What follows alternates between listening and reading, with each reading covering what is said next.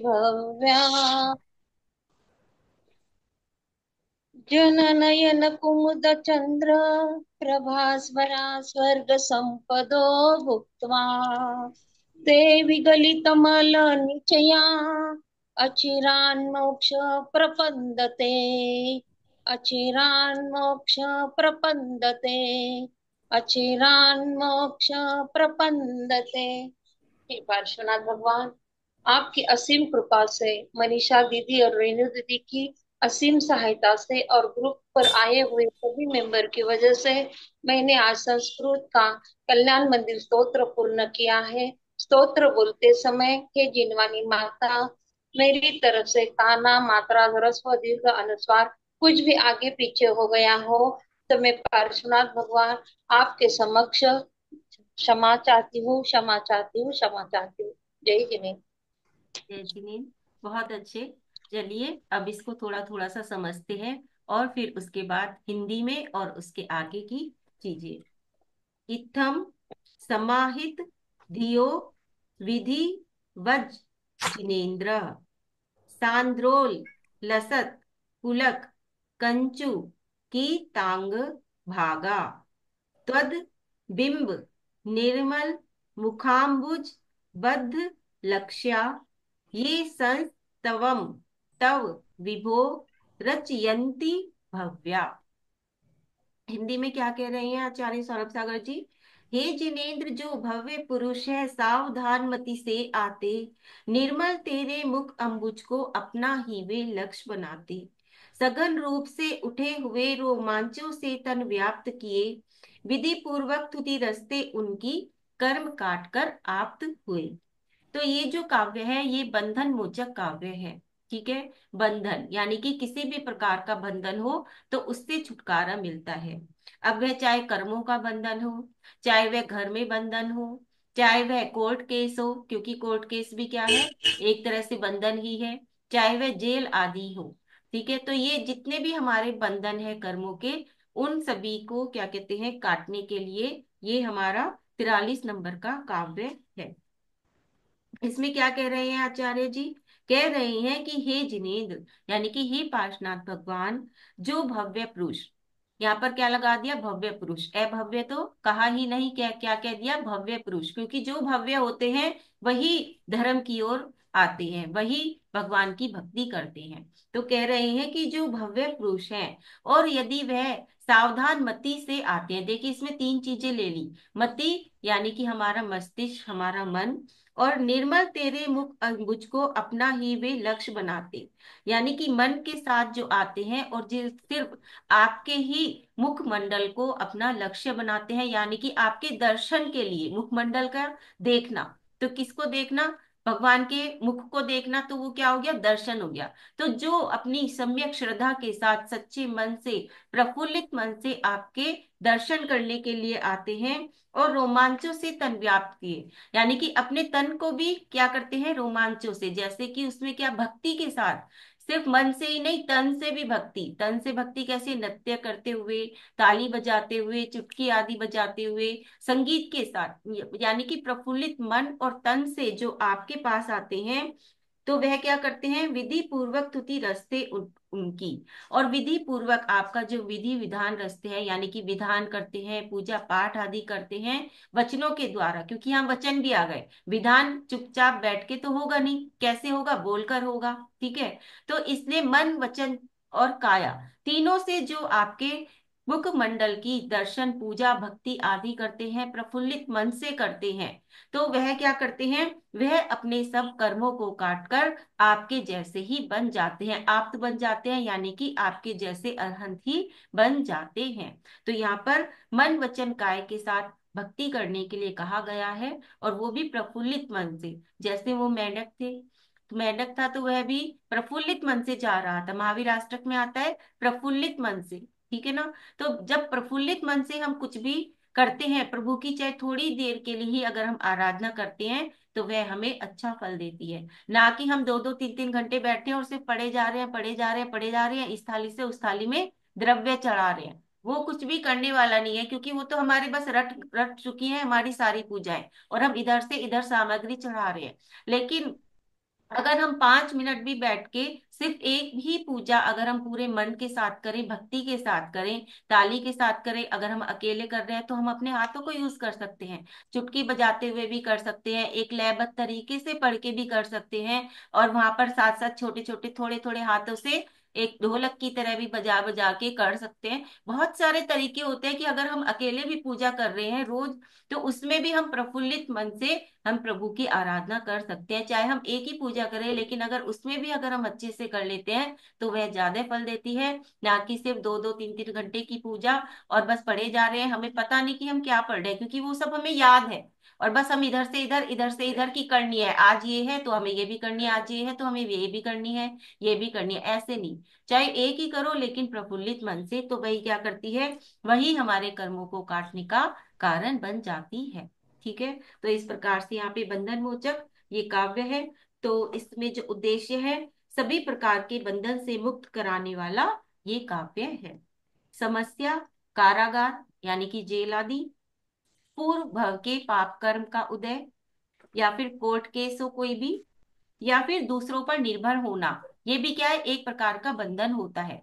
यानी कि हम अपने माइंड से दूसरे के इतना ज्यादा हम अपने आप को बंद बांध लेते हैं कि हम उसके उनके अलावा कुछ और काम कर ही नहीं सकते, यानी कि हमारी अपनी कोई सोच नहीं होती, सिर्फ हम दूसरों की सोच से ही कार्य करते हैं, तो वो भी एक प्रकार का बंधन ही होता है। यानी कि दूसरे के हिसाब से अपनी जिंदगी को जीना, वो भी एक प्रकार का बंधन ही होता है कि हमारी अपनी कुछ अपनी सोच ही नहीं है। ठीक है। तो इन सब चीजों से अगर हम छुटकारा चाहते हैं, हम तो हम 43 नंबर का काव्य कर सकते हैं।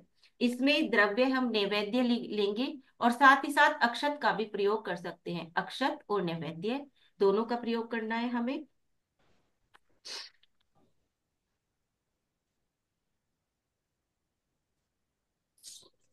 इसकी जो साधना की जाएगी वह होगी, क्या कहते हैं, 27 बार काव्य, रिद्धि और मंत्र। रिद्धि और मंत्र की जाप 14 दिन और 14,000 जाप आपको पूरी करनी है 14 दिन के अंदर। द्रव्य मैंने बता ही दिया, अक्षत और नैवेद्य दोनों को हम लेंगे। दिशा आग्नेय, समय ब्रह्म मुहूर्त, आसन काले कंबल का आसन या काले रंग का आसन भी ले सकते हैं, माला कमलगट्टे की माला और रंग काला, दिन 14, जाप संख्या 14,000, बीजाक्षर है शम, 6 छत्रिय वाला 6 और उसके ऊपर बिंदी, ये बंधन मुक्ति कारक बीजाक्षर है। जब भी आपको लगे कि आप मानसिक रूप से भी किसी बंधन में बंधे हुए हैं, चाहे वह कर्म ही हो, मान लीजिए बार बार आप एक ही चीज के बारे में सोचते हैं, तो वो भी एक बंधन ही है कि हम उस चीज से बाहर नहीं निकल पा रहे, उस इल्यूजन से बाहर नहीं निकल पा रहे। ये इसमें हम राहु और शनि ग्रह को भी ले लेंगे, क्योंकि जब राहु और शनि ग्रह हमारा खराब होता है तो तब हम इन स्थितियों में फंसते हैं। कोर्ट केस है, जेल है, ये सब हमें शनि देता है। और जितना भी इल्यूजन है, यानी कि हम मानसिक रूप से बंधे हुए हैं, किसी एक चीज के पीछे भागे जा रहे हैं, तो वो हमें राहु देता है। ठीक है। तो वो भी एक प्रकार का बंधन होता है कि हम उस कर्म से बाहर नहीं निकल पा रहे, घूम घूम के एक ही बात को सोचते जाते हैं। तो इन सब चीजों से बचने के लिए हम ये काव्य कर सकते हैं। और इसमें जो भावना है वो है मैं स्वतंत्र हूँ। हमेशा हमें ये सोचना चाहिए कैसे, कि मैं स्वतंत्र हूँ। ठीक है। और क्या करना है हमें, इस श्लोक का विधान करना है 44 दिन तक। जब भी कोई कोर्ट केस हो, इस तरह की कोई भी परेशानी हो बंधन की, तो हम इस श्लोक का विधान करके आए 44 दिन तक। अब विधान कैसे करना है इसी श्लोक का, तो इस श्लोक के ही वो 44 बार पढ़ते हुए 44 अर्घ चढ़ाने हैं। जैसे पूजा कर ली सारी की सारी, जो भी आप डेली की करते हैं, काशनाथ भगवान की पूजा कर ली, और उसके बाद ये पूरा का पूरा क्या कहते हैं, सारे श्लोक पढ़ते हुए 43वें श्लोक पर आकर 43वें श्लोक को आपको क्या करना है, 43 बार पढ़ना है या 44 बार, 44 बार डेली पढ़ना है, अर्घ चढ़ाना है उसका, और फिर 44 दिन तक आपको इसका इस प्रकार से ये पूजा विधान करना है। ठीक है। इसकी जो रिद्धि है वो है, ओम ह्रीम अरहम नमो बदी मोक आ या गाये। मंत्र है ओम नमो सिद्धि महासिद्धि जगत सिद्धि त्रिलोक के सिद्धि मम रोगम छिंद छिंद स्तंभे स्तंभे जम्बे जम्बे मनोवांछितम सिद्धि कुरु कुरु स्वाहा।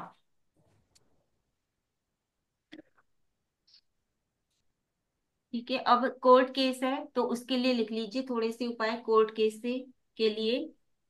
एक तो गहरे रंग के कपड़े पहनकर कोर्ट जाए, जब भी कोर्ट में तारीख है तो गहरे रंग के कपड़े पहनकर जाए। काले रंग के पहन के जाए तो ज्यादा अच्छा है, नहीं तो गहरे रंग के कपड़े पहनकर जाए।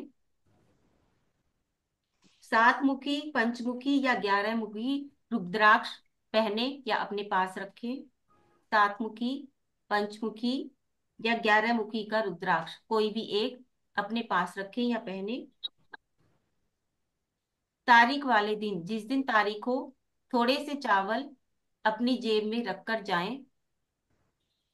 सफेद चावल 1 मुट्ठी के करीब हो, बिना टूटे चावल हो। ठीक है, और फिर वहां पर जिस कक्ष में सुनवाई होनी है उस कक्ष में दाहिनी ओर वो थोड़े से चावल वहां पर फेंक दे।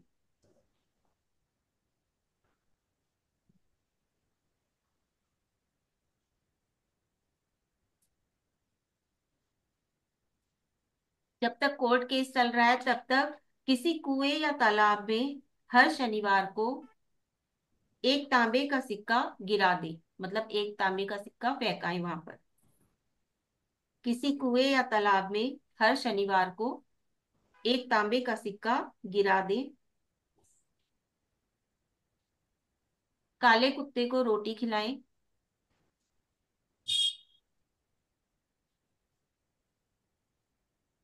बहुत ज्यादा परेशानी है तो 3 अंधे व्यक्तियों को घर बुलाकर शनिवार वाले दिन खिचड़ी खिलाएं।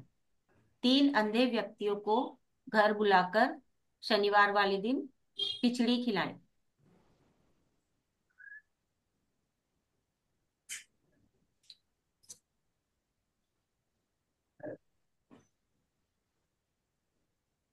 मंगलवार, गुरुवार या अमावस्या, मंगलवार, गुरुवार या अमावस्या के दिन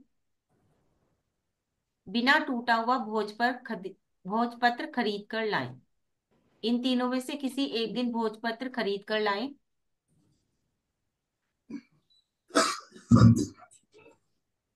और जिस व्यक्ति से मुकदमा चल रहा है उसका नाम अनार की कलम से लाल चंदन से लिखे। अनार की कलम द्वारा लाल चंदन से लिखे और लिखने के बाद शहद की शीशी में डुबो दे। तो इससे क्या होगा, सामने वाला अपनी शत्रुता छोड़ देगा और शायद भारी सेटलमेंट हो जाए, कोर्ट की आवश्यकता ही ना पड़े।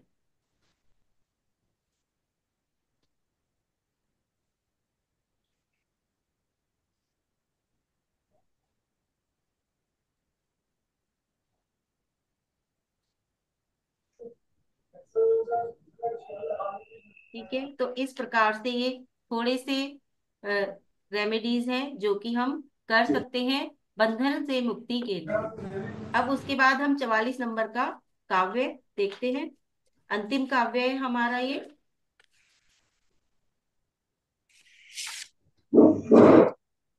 जो वैभव वर्धक काव्य है, यानी कि लक्ष्मी की प्राप्ति कराने वाला, सभी प्रकार के वैभव को देने वाला ये काव्य है हमारा 44 नंबर का काव्य। संस्कृत में देखते हैं इसे सबसे पहले। जन नयन कुमुद चंद्र प्रभास्वरा स्वर्ग संपदो भुक्तवा ते विगलित मल निचिया अचिरान मोक्षम प्रपद यन्ते। हिंदी में, प्राणी मात्र के नयन कमल को विकसाने वाले चंद्रेश स्वर्ग संपदा को पाने वे सहसा करते स्वर्ग प्रवेश। किंचित काल वे भोग भोग कर नरगति को पा जाते हैं, अष्ट कर्म को शीघ्र नाश कर मोक्ष निकेतन पाते हैं। तो यहाँ पर ये उससे पहले वाले से ही रिलेटेड है ये वाला भी। तो इसमें कह रही हैं कि वे ही प्राणियों के नेत्र रूपी कुमुद कमलों को विकसित करने वाले, शोभायमान, दैदीप्यमान, स्वर्ग की संपत्ति को भोगकर, यानी कि जो प्रफुल्लित मन से, अभी पहले वाले काव्य में था क्या, कि जो प्रफुल्लित मन से, मन वचन कायल से, हे प्रभु आपके मुख मंडल की जो दर्शन करते हैं, पूजा भक्ति आराधना करते हैं, वह क्या करते हैं, वह स्वर्ग की संपत्ति को तो भोगते ही हैं, और फिर मनुष्य जन्म लेकर मोक्ष लक्ष्मी को भी प्राप्त कर लेते हैं। यानी कि हर प्रकार की विभूति को तो प्राप्त करते ही हैं, क्योंकि स्वर्ग में हर प्रकार की विभूति होती है। तो स्वर्ग की संपदाओं को भोग कर फिर से नर जन्म लेते हैं, यानी कि फिर से मनुष्य गति में आते हैं, मनुष्य बनते हैं, और फिर उसके बाद जो शाश्वत सुख है, यानी कि मोक्ष रूपी सुख है, मोक्ष रूपी जो अंतिम लक्ष्मी है, उसको प्राप्त कर लेते हैं। ठीक है, तो दोनों काव्य एक साथ जुड़े हुए हैं अर्थ में, और ये वैभव वर्धक मोक्ष लक्ष्मी देने वाला ये काव्य है 44 नंबर का। इसमें उद्देश्य है वैभव, ऐश्वर्य, लक्ष्मी की प्राप्ति, सभी सुखों की प्राप्ति, और व्यापार में लाभ मिलता है। ठीक है, वैभव, ऐश्वर्य, लक्ष्मी की प्राप्ति, सभी सुखों की प्राप्ति, और व्यापार में लाभ मिलता है। समस्या क्या है, भौतिक और आध्यात्मिक रूप से उन्नति का ना होना, यानी कि भौतिक रूप से भी उन्नति ना हो रही हो और आध्यात्मिक रूप से भी उन्नति ना हो रही हो, तो तब हम ये काव्य कर सकते हैं। इसमें विधि है 27 बार काव्य, रिद्धि और मंत्र की जाप। इसमें आपको 40 दिन तक जाप करनी है रिद्धि और मंत्र की, और 1.25 लाख जाप पूरी करनी है 40 दिन में।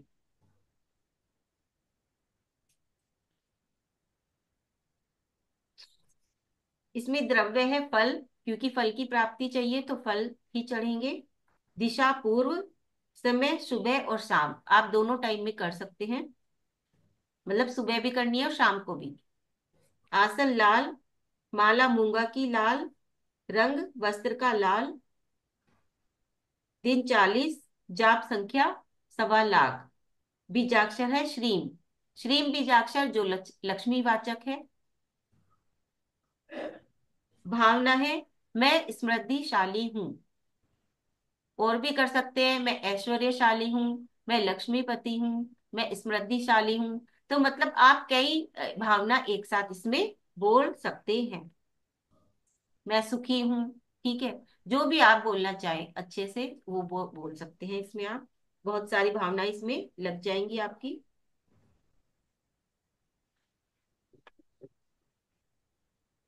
इसकी रिद्धि है ओम रीम श्रीम क्लीम नमः। मंत्र है ओम नमो धरणीम पद्मावती सहिताय, श्रीम क्लीम एम अरहम नमः स्वाहा।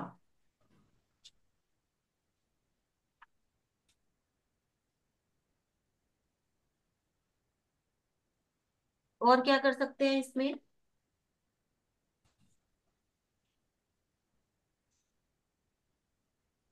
तो इसमें वैसे तो दिवाली के दिन का भी है, विशेष रूप से दिवाली पर लक्ष्मी के लिए किया जाता है, लेकिन और भी बताऊंगी, दिवाली वाला लिख लीजिए। दिवाली के दिन श्वेत कपड़े में थोड़े से चावल, रोली, लाल पुष्प, 5 लौंग, 5 रुपए का सिक्का, ये सब चीजें बांधकर तिजोरी में रखें।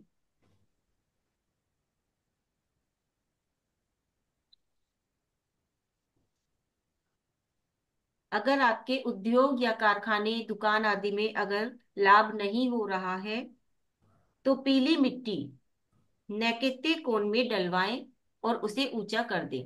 यानी कि आपकी दुकान का, आपकी फैक्ट्री का जो भी नैकेतिक कोण है, वहां पर पीली मिट्टी डलवा दें। ना कुछ खुदाई करने की जरूरत है, ना कुछ करने की जरूरत है, फर्श है, फर्श के ऊपर ही पीली मिट्टी डलवा दे और उस स्थान को ऊंचा कर दे। तो उससे भी क्या होगा, ये क्या कहते हैं, लाभ होना शुरू हो जाएगा।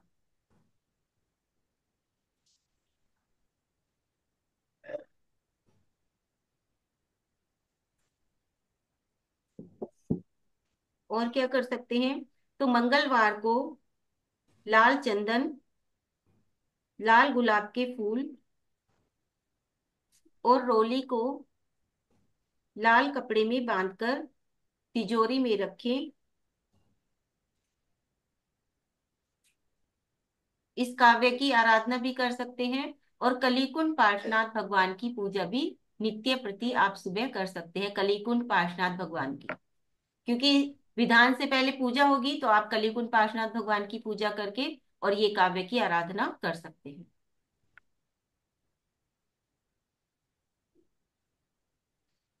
व्यापार वृद्धि के लिए लिख लीजिए, कपूर और रोली इन्हें मिलाकर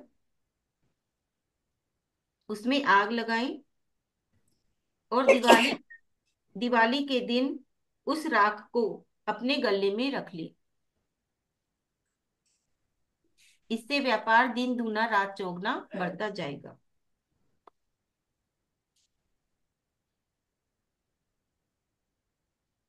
अगर आपका धन डूब गया है, मान लीजिए आपने किसी को पैसा दिया है और वो वापस नहीं आ रहा है आपका पैसा, तो उसके लिए लिख लीजिए, डूबे हुए धन को वापस प्राप्त करने के लिए कपूर को जलाकर काजल बना ले। कपूर का काजल बना ले और शुक्रवार के दिन भोजपत्र पर उस व्यक्ति का नाम लिखें जिनको आपने धन दे रखा है, उन व्यक्ति का नाम लिख दे शुक्रवार के दिन भोजपत्र पर उस काजल से, और 7 बार हाथ की थपकी देकर कहें कि मेरा पैसा शीघ्र वापस दे दो। 7 बार थपकी देनी है उस कागज पर और कि मेरा पैसा वापस दे दो, ऐसा कहना है। फिर उस भोजपत्र को किसी भारी पत्थर के नीचे दबा दे। आपका पैसा वापस मिलना शुरू हो जाएगा।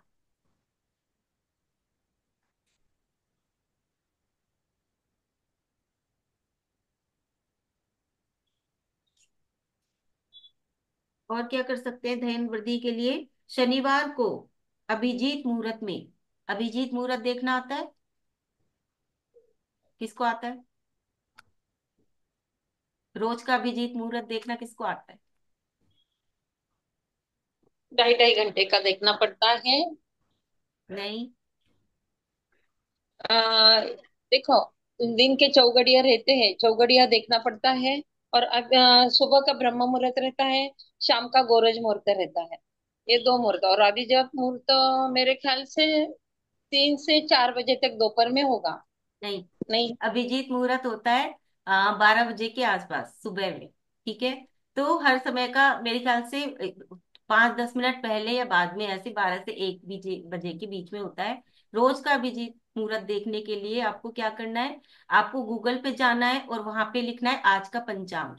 ठीक है, आप सर्च करेंगे आज का पंचांग तो निकल के आ जाएगा। उसमें सारा का सारा मुहूर्त होता है कि कौन से समय कौन सा मुहूर्त है, ब्रह्म मुहूर्त, अमृत बेला, अभिजीत मुहूर्त, राहु काल, उसमें सारी चीजें आपको लिखी भी आ जाएंगी। कौन सी तिथि है, कितने बजे से कितने बजे तक की तिथि है, सारी चीजें आपको उसमें निकल के आ जाएंगी। और अभिजीत मुहूर्त मोस्टली यही समय होता है, 12 बजे का। ठीक है, आधा या पौने घंटे का ये मुहूर्त होता है सिर्फ, और बस उसमें 5-7 मिनट ऊपर नीचे ऐसे हो जाता है डेली का, लेकिन होता ये 12 बजे ही है दिन में, दोपहर में। ठीक है, तो अभिजीत मुहूर्त, तो शनिवार वाले दिन अभिजीत मुहूर्त में अपनी लंबाई से 5 गुना, जो आपकी लंबाई है, मान लीजिए 5 फुट की आपकी हाइट है, तो उससे 5 गुना यानी कि 5 पंजे 25, उतनी मौली लेकर, उतनी मौली ले लीजिए, उसे नारियल पर लपेटकर नदी में प्रवाहित करना है।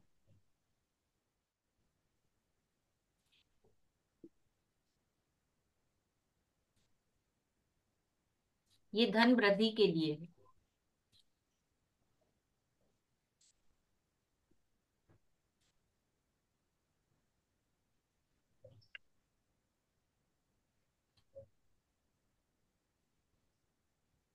कर्ज मुक्ति के लिए भी लिख लीजिए, अगर कर्जा है और उससे मुक्त होना चाहते हैं तो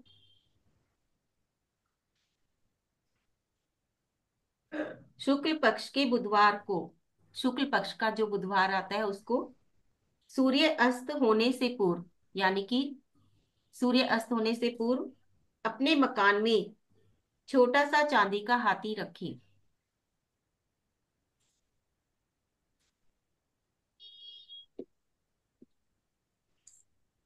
और जो कर्ज में डूबे हुए हैं और कोर्ट कचहरी में भी फंसे हुए हैं, वो तांबे की सर्प वाली अंगूठी, ये आ जाती है, मिल जाती है हर जगह, आराम से मिल जाएगी। जो ये चांदी वाले होते हैं उनके यहाँ मिल जाती है आराम से।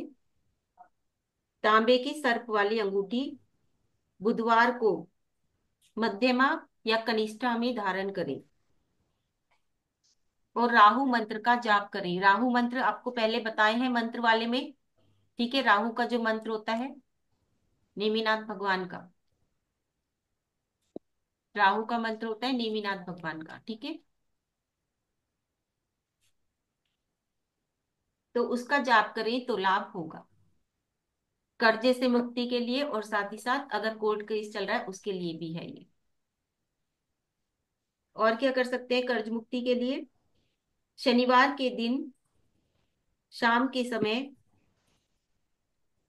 काली राई दोनों मुट्ठी में भरकर पूर्व की ओर मुख करके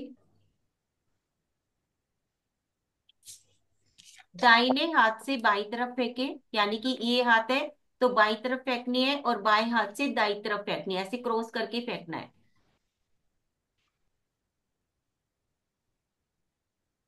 और रात को सोते समय पलंग के नीचे सिरहाने की तरफ, यानी कि जहां पर आप सिर रख के सो रहे हैं सिरहाना उस तरफ जौ रख दे, जौ। और सुबह उठकर वो पक्षियों को या गरीबों को खिला दे, मतलब पक्षियों को खिला दे। मंगलवार को कुछ राई के दाने मूल मंत्र पढ़कर, नमोकार मंत्र पढ़कर अपने ऊपर से उतारकर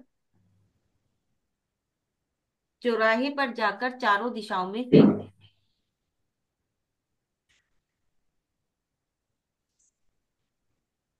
ऐसा 7 मंगलवार करें।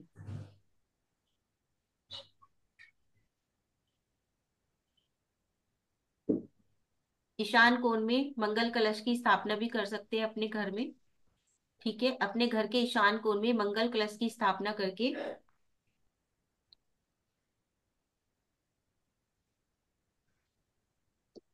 और आप इस काव्य की रिद्धि और मंत्र की जाप भी कर सकते हैं, उससे भी लाभ होगा। इस 44वें नंबर के काव्य की रिद्धि और जाप कर सकते हैं, उससे भी लाभ होगा।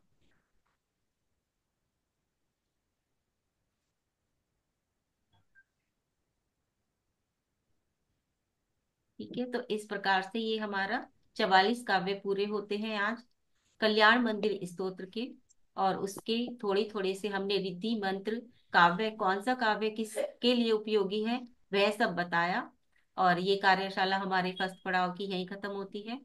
उसके बाद आगे कल छुट्टी रहेगी, कल मुझे कहीं जाना है। परसों आकांक्षा की क्लास होगी। आकांक्षा एक बार फिर से लेकर आ रही है अपनी भक्तांबर टैरो की क्लास। तो परसों जिसे भी कोई भी क्वेश्चन पूछने हैं उससे, तो वो आप अपने तैयार रख सकते हैं, ठीक है। उसके बाद संडे आ जाएगा, उसके बाद नहीं मंडे से। मनीषा जी, परसों तो शुक्रवार है ना? कल शुक्रवार है। नहीं, हाँ तो कल शुक्रवार हाँ तो कल आकांक्षा को तो शनिवार को आना है ना, आकांक्षा का तो हाँ तो शनिवार वही को। बोला है ना मैंने, कल शुक्रवार है, छुट्टी रहेगी, कल मैं नहीं हूँ। कल परसों, वीरवार है। कल वीरवार है। अच्छा कल वीरवार है। हाँ। अच्छा अच्छा, ठीक है। तो फिर ठीक है, परसों हम लोग फिर यहाँ पर क्या कहते हैं पाठ करेंगे इसका हिंदी में, ठीक है। और उसके बाद शनिवार को आकांक्षा की क्लास होगी। और उसके बाद सोमवार से हम नई चीज कल्याण मंदिर के साथ, नई चीज क्या हम लेकर आ रहे हैं वो आप लोगों को मैसेज में पता चल जाएगा। तो सब लोग आए, दोबारा से आए, क्योंकि हमें अभी कल्याण मंदिर को और समझना है और हमें इसकी उपयोगिता को जानना है और इससे हमें और बहुत ज्यादा लाभ लेने हैं, ठीक है। अब किसी को कुछ पूछना है पूछ सकते हैं। देखो मैंने एक दिन और घटा दिया, मैं सोच रही थी आज वीरवार है।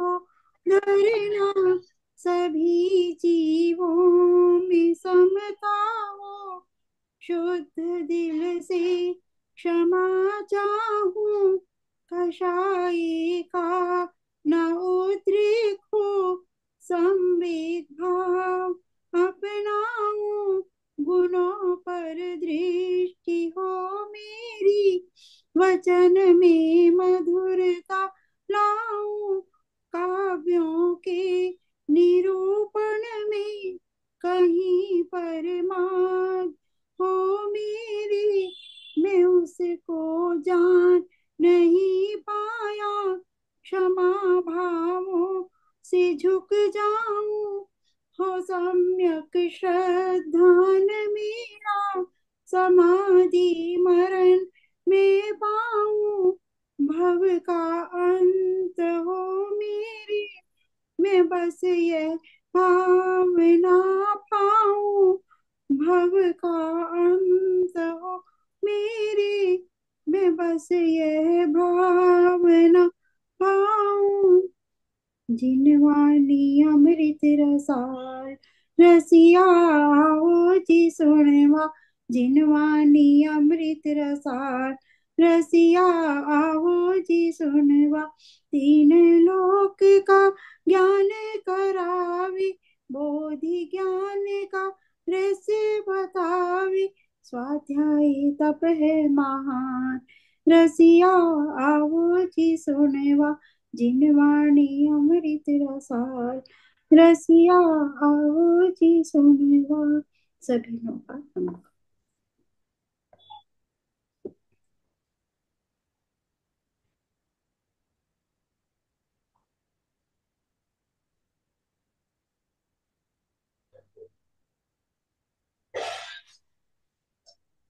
सभी को जय जिनेन्द्र।